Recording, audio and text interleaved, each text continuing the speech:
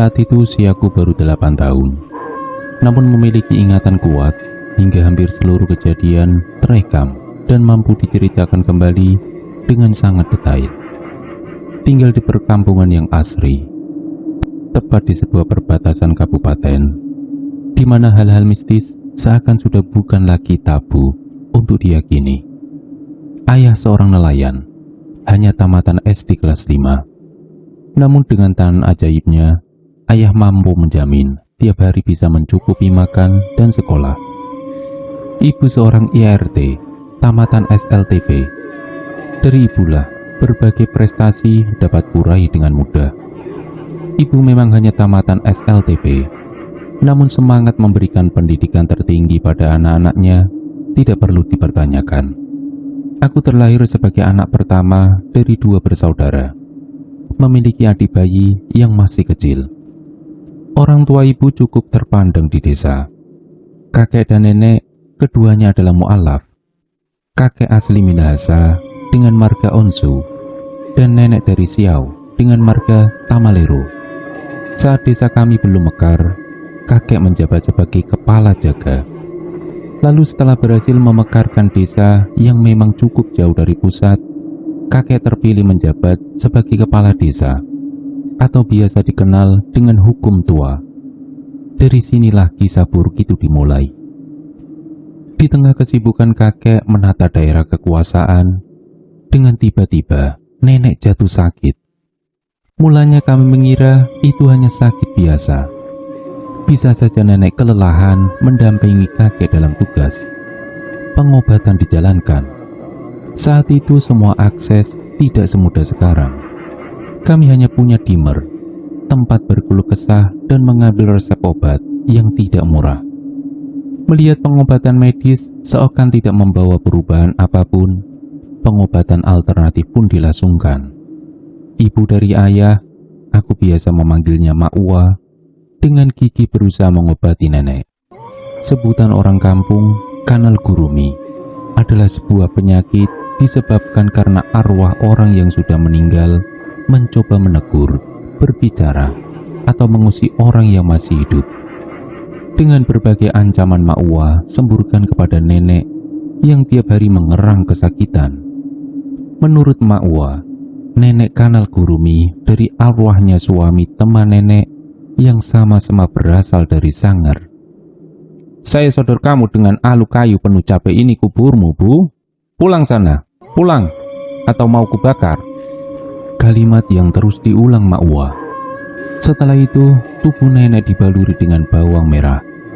Aku tidak tahu apa yang nenek rasakan.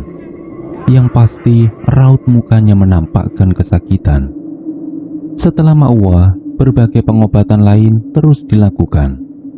Kian hari kondisi nenek kian memburuk.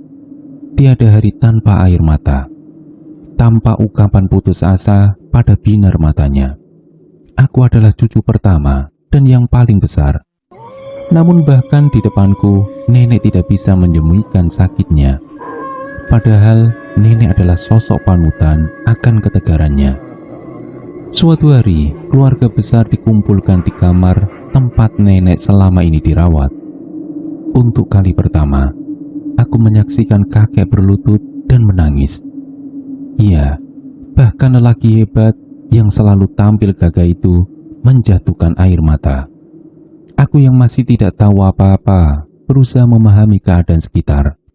Ibu, Uwa, dan Pade semuanya duduk bersimpuh di samping tubuh nenek dengan mata yang sudah sembab. Aku ikhlas, Sir. Aku ikhlas. Kalau penyakit ini akan kubawa mati, aku ikhlas. Silakan menikah lagi kalau aku telah tiada. Titip anak-anak, cucu-cucu. Aku sudah tidak kuat, ajalku sudah dekat. Tubuh nenek yang tinggal tulang. Kemana sehatnya? Kemana kuatnya? Kamar ini dipenuhi isak yang memekakkan, membuatku tidak tahan. Semua orang menangis menyaksikan keadaan nenek yang tidak berdaya. Tidak ada yang rela. Kalimat penyemangat bersahutan agar nenek memiliki kekuatan memerangi penyakitnya yang belum juga terdeteksi, apalagi tertangani. Lalu keluarga semakin gencar berusaha mencari tabib, dokter, atau orang pintar.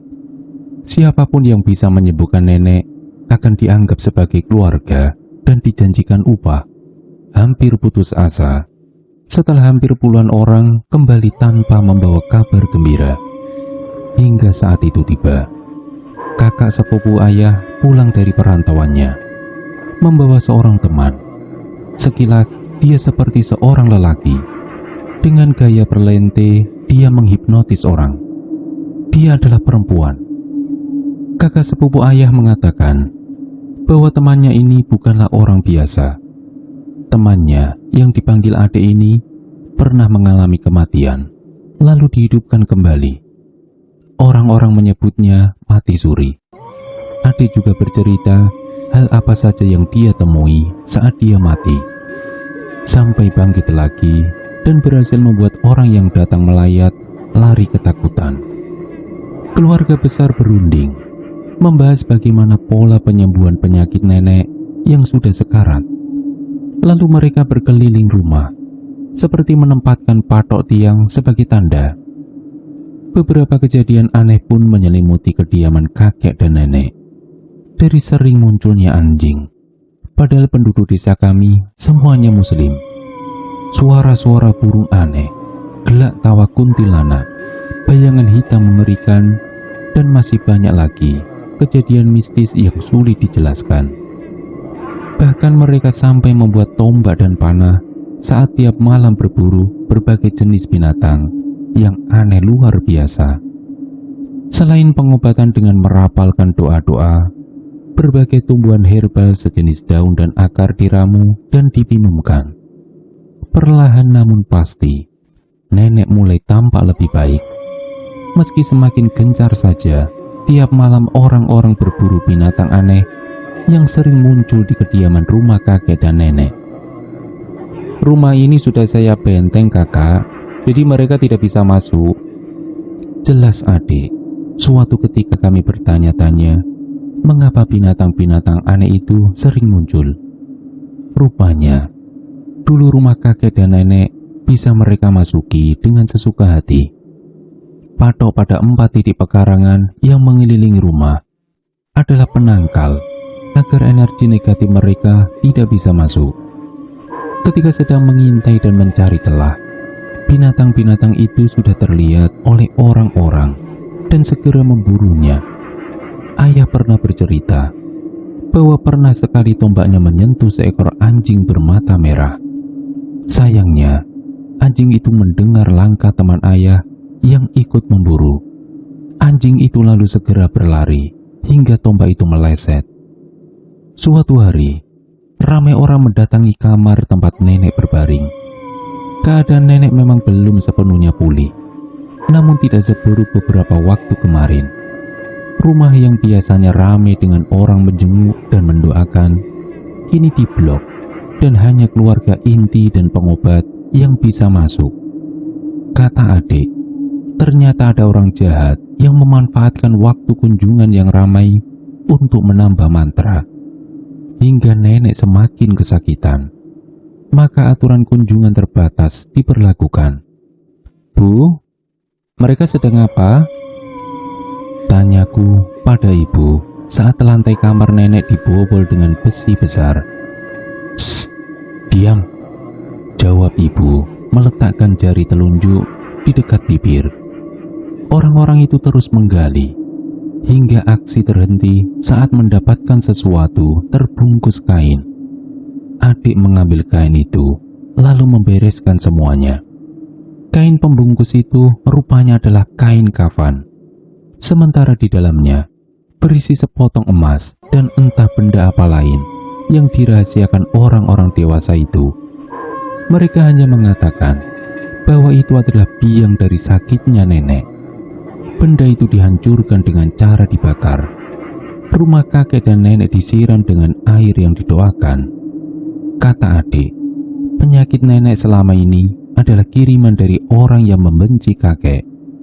Sasarannya adalah kakek, namun justru neneklah yang jadi korban karena tidak sengaja menginjak bisa. Adik menjelaskan, bahwa orang yang mengirim sihir itu bukanlah orang biasa. Dia cukup berani karena bisa masuk ke dalam rumah hingga kamar, lalu membacakan jampi-jampinya untuk mencelakai kakek. Orang itu bahkan nekat menanam sebuah benda di pekarangan demi menambah kekuatan jahat sihir kirimannya. Kakek yang kebetulan tidak kosong berhasil lolos dari sihir. Namun berbeda dengan nenek yang benar-benar polos. Pengobatan herbal terus dijalankan. Nenek tampak lebih bugar, hingga akhirnya sembuh total. Walau tubuhnya tidak bisa kembali berisi seperti dulu. Namun syukur alhamdulillah, nenek sudah sehat. Perjuangan berbulan-bulan mendatangkan bahagia tiada tara. Adik benar-benar dianggap sebagai keluarga. Bahkan memanggil kakek dan nenek dengan sebutan mama dan papa.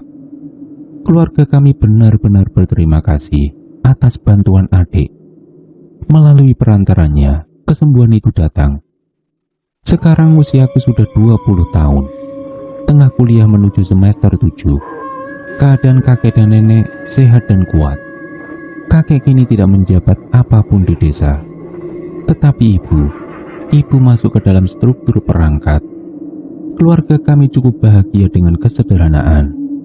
Sementara adik, dia sudah kembali ke tempat kelahirannya, Ternate. Saat wabah COVID-19, dia memberi kami kabar buruk bahwa turut terinfeksi virus. Namun setelah melalui masa pemulihan, dia dinyatakan sembuh total.